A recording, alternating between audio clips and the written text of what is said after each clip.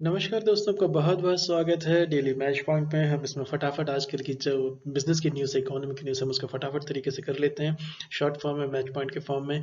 चलिए हम इसको शुरू करते हैं। आज की जो इंपॉर्टेंट न्यूज़ है उसमें यह है कि 12 लाख जो है इस साल जो आईटी रिटर्न्स भरने वालों की संख्या बढ़ गई है। ये बहुत इंटरेस्टिंग है। और जिस तरीके से लोगों के वेतन कम हुए हैं, जॉब्स गई हैं, इसमें 12 लाख फिलहाल ये है। ये 31 दिसंबर तक की फिगर है, 31 तक की हम इसको आगे इसको रिवाइज करेंगे, लेकिन ये बड़ी खबर है।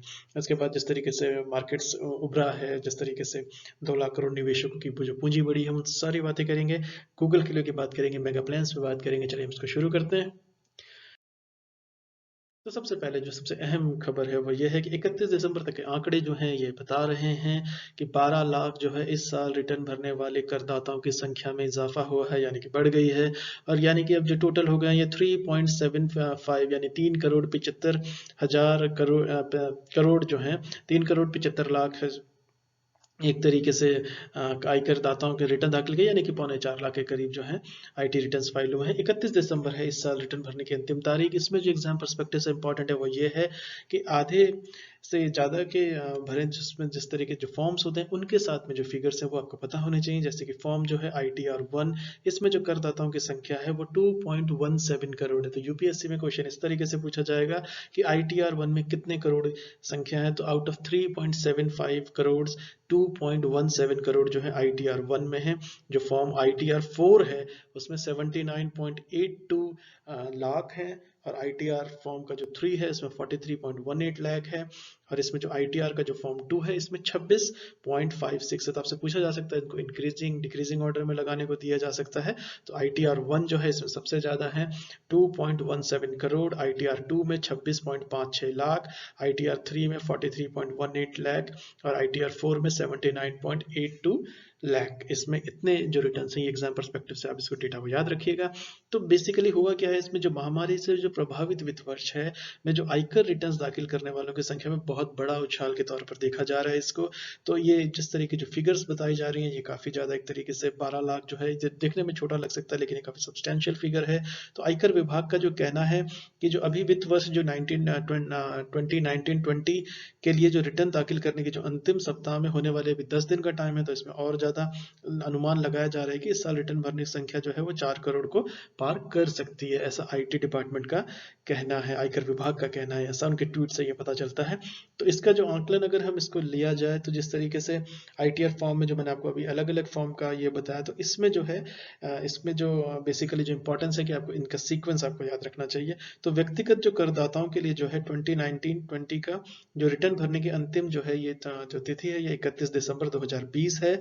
ऐसे करदाता जिनके खातों में ऑडिट होना है उनके लिए अंतिम तिथि जो है 31 जनवरी 2021 है। यानी कि जो ऑडिट होने हैं जिन खातों में उनकी जो है 31 जनवरी 2021 है और बाकी जो है उनके लिए 31 दिसंबर 2020 है। तो महामारी के दौरान ये बड़ी इंटरेस्टिंग बात है कि ये जो महामारी कोविड के दौरान जो है ये 2 बार की जो तारीख जो बढ़ाई गई थी सरकार ने, जो केंद्र सरकार है इसने कोविड-19 महामारी की मुश्किलों को देखते हुए आयकर रिटर्न भरने की जो तारीख है 3 बार बढ़ाई गई है, इसको माफ कीजिएगा। और ये अमूमन जो हर वित्त वर्ष में 31 जुलाई तक रिटर्न भरने की अंतिम तारीख रहती थी, इस साल इससे बढ़ाकर पहले 31 अक्टूबर किया गया, फिर इसे 31 दिसंबर कर दिया गया। यानी कि एक पहले बढ़ाई जा चुकी थी प्लस ये जो 2 इसमें जो अभी बढ़ाई है ये कोविड के अंदर। तो आयकर विभाग ने बताया कि वित्त वर्ष 2018-19 के लिए भी विलंब शुल्क को 31 अगस्त तक रिटर्न दाखिल करने की छूट दी गई थी। जस्ट फॉर रिकॉर्ड में आपको बता रहा हूँ। इसके तहत जो करदाताओं ने 5.65 करोड़ रिटर्न भरे हैं इस साल दाखिले कुल जो रिटर्न से भी आधे करदाताओं ने ITR 1 यानी सहज फॉर्म भरा। ITR 1 जो है आपका काफी सहज फॉर्म माना जाता है। तो ये इसमें जो करदाता आते हैं जिनका वेतन सालाना जो उनकी आय है 50 लाख रुपए से कम होती है। तो इसके बाद जो फॉर्म भरने वालों की संख्या जो है ये सहज फॉर्म है, यानी कि जिनकी 50 लाख एनुअल इनकम है उससे कम है। तो ये छोटी छोटी बारीकियां हैं, अगर ये आपको पता होंगे तो इससे रिलेटेड कोई भी सवाल आएगा आप उसे बहुत अच्छे से कर पाएंगे। अब मार्केट्स की हम बात करते हैं। मार्केट्स में क्या है कि गिरावट से जो है कि बाजार उभरे 6 वक्तों तक लगातार जा रहा था। थोड़ा जब लंदन से न्यूज आई थी कि लॉकडाउन में जा रहे कोविड को लेकर, तो थोड़ा सा उसमें क्या, लेकिन फिलहाल जो है 2 लाख करोड़ बड़ी है निवेशकों की पूंजी। ये बहुत बड़ी खबर है। एक तरीके से शेयर बाजार में जिस तरीके से बड़ी गिरावट आई थी मंडे को, आई मीन ये जो मंडे गुजरा है, लेकिन निवेशकों का जो भरोसा है वो उस पर बना हुआ है। तो बेसिकली इसमें हुआ क्या, ये जो शेयर मार्केट के जो मेरे वीडियोस देखते हैं उनके लिए भी है ये। तो आईटी और फार्मा कंपनीजों में शेयर की बड़ी खरीदारी जो है वो ट्यूसडे को फिर उछाल लगा, यानी कि कल। और जो निवेशकों की पूंजी में करीब ये है जो है आपका 2 लाख करोड़ रुपए का इजाफा हुआ है। ये इंपॉर्टेंट फिगर है, 2 लाख करोड़ का इजाफा हुआ है। और इसमें जो सेंसेक्स है ये हिस्टोरिकल हाई पे पहले ही जा चुका है। तो कारोबार के दौरान जो है सेंसेक्स में 968 अंकों का उतार चढ़ाव देखा गया। तो इसमें जो आखिर में यह है कि 452.73 अंकों की बढ़त मिली है इसे। और इसमें जो है कि 46,006.69 पर ये बंद हुआ है। अगेन ये हिस्टोरिकल हाई इस समय चल रहा है सेंसेक्स का। इसी तरीके से निफ्टी का है, ये 13,000 पार कर चुका था, 13,500 भी। तो 137.90 अंक की बढ़त के साथ 13,466 पे ये बंद हुआ है, यानी कि 13,500 के करीब है ये निफ्टी चल रहा है अभी। तो ब्रिटेन की जो कोरोना महामारी आई थी, जैसे कि मैंने पहले जिक्र किया, उसके तहत थोड़ा सा जो है पूंजीगत कंपनी है उसका जो बढ़कर जो इसमें ये हुआ है करीब करीब 180.76 लाख करोड़ के करीब ये पहुंच गया है। तो ये बहुत मैसिव फिगर है और निवेशकों का जो भरोसा इस पे कायम है बाजार पे। तो 2 लाख करोड़ की जो है ये निवेश इसमें बढ़ा है। तो इंफ्रा से हम इसकी एक बात कर, गूगल की, चलिए हम गूगल की बात कर लेते हैं पहले। गूगल ने 2 स्टार्टअप्स में 1800 करोड़ लगाए। इससे पहले जो मैंने करंट अफेयर्स का इकोनॉमी पे बनाया था उस पर मैंने एक डिटेल बात की थी। तो इसमें जो गूगल के जो 2 भारतीय स्टार्टअप्स में करीब करीब इन्होंने 1800 करोड़ रुपए लगा दिए हैं। ये एग्जाम परस्पेक्टिव से बहुत इंपॉर्टेंट है, पिछला लेक्चर आप देखिएगा आपको उससे कनेक्ट मिल जाएगा।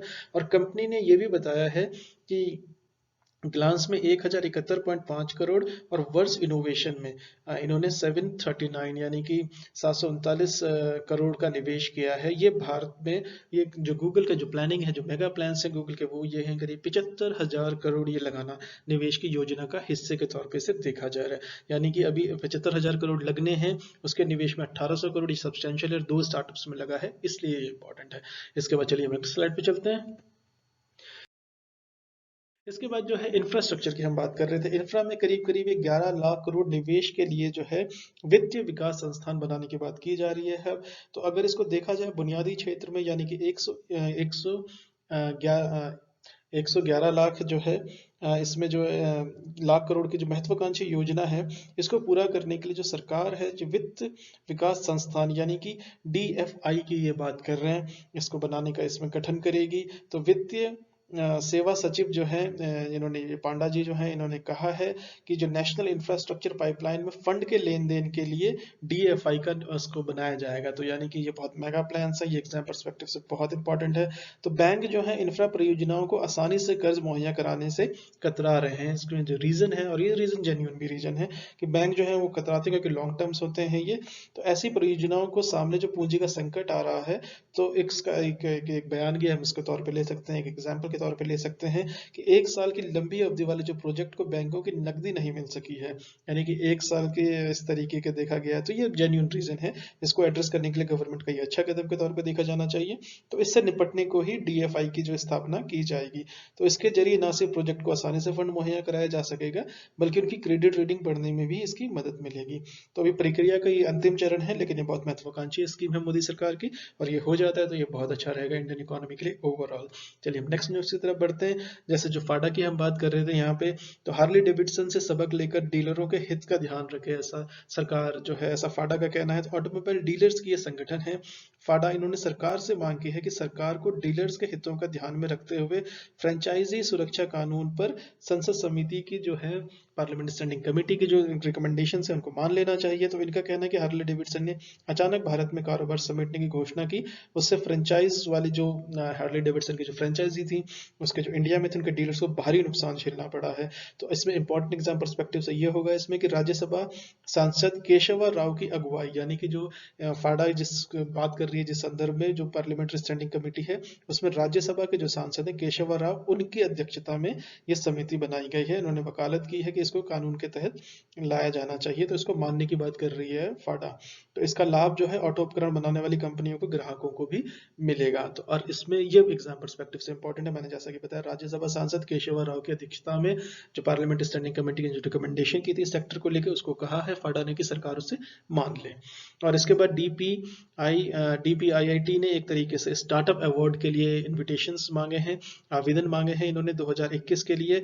तो यह औद्योगिक उद्योग संवर्धन और आंतरिक व्यापार विभाग जो है DPIIT ने राष्ट्रीय स्टार्टअप पुरस्कार 2021 के लिए आवेदन मांगे हैं। ये इंपॉर्टेंट है। तो विभाग ने जिस तरीके से बताया है कि कोरोना काल में नई तकनीक सृजित करने और इनोवेशन के लिए बेहतर स्टार्टअप से सम्मानित किया जाएगा। तो इसके लिए जो इन्होंने डेट रखी है, इन्होंने 31 जनवरी 2021 तक आवेदन किए जा सकते हैं। तो चलिए इसमें शिपिंग कॉर्पोरेशन से भी हम बात कर लेते हैं, लेकिन उससे पहले हम जरा रिलायंस कैपिटल की बात कर लें। इसमें SBI से रिलेटेड न्यूज़ है। तो रिलायंस कैपिटल में जो है SBI सहित जो है 70 कंपनियों ने बोली लगाई है। तो कर्ज संकट में जो फंसी है अनिल अंबानी की अगुवाई वाली जो रिलायंस कैपिटल है, उसको खरीदने के लिए SBI लाइफ जो है, इसमें पूछा जा सकता है कि SBI का कौन सा, तो SBI लाइफ आपका सही आंसर होगा। और इसके साथ साथ 70 अन्य बोलीदाताओं ने आवेदन किया है। देखते हैं इसमें आगे क्या होगा। जो भी होगा मैं इसमें वीडियो बनाऊंगा। और इसमें जो है कंपनी ने करीब 20,000 करोड़ का कर्ज है, यानी कि रिलायंस कैपिटल पे 20,000 करोड़ का कर्ज है। और ये ज्यादातर आकर्षित करने के लिए अंतिम तिथि बढ़ाकर 17 दिसंबर पहले कर दी गई थी। तो इसमें SBI जो है वो इसमें एक तरीके से फ्रंट रनर के तौर पे देखा जा रहा है। और इसके बाद शिपिंग कॉर्पोरेशन की बात कर लेते हैं। शिपिंग कॉर्पोरेशन में सरकार जो है, केंद्र सरकार जो है 63.75% जो हिस्सा है वो उसको बेचेगी। और ये इसलिए किया जा रहा है शिपिंग कॉर्पोरेशन ऑफ इंडिया के अंदर। इससे केंद्र सरकार जो है 2,500 करोड़ जुटाने का एक तरीके से टारगेट देख रही है। तो निवेश और सार्वजनिक संपत्ति प्रबंधन विभाग, इसको दीपम, इसमें जो दीपम की तरफ, ये इंपॉर्टेंट है कि दीपम किससे रिलेटेड है। मैं इच्छुक बोलीदाताओं को से 13 फरवरी 2021 तक इसमें जो है अपनी एक्सप्रेशन ऑफ इंटरेस्ट आप दे सकते हैं इसमें। तो सरकार ने विनिवेश पूरी करने के लिए RBS कैपिटल एडवाइजर को इसमें जो संपत्तियों का आकलन करना, उनकी बोलीदाती है क्या, लेकिन सरकार जो फिलहाल है 2,500 करोड़ इसमें देख रही है। और 13 फरवरी तक जो है आप इसमें भेज सकते हैं। तो ये जो सरकार की एक तरीके से बहुत महत्वपूर्ण योजना है, इसके तहत चलिए, thank you so much for listening. नमस्कार।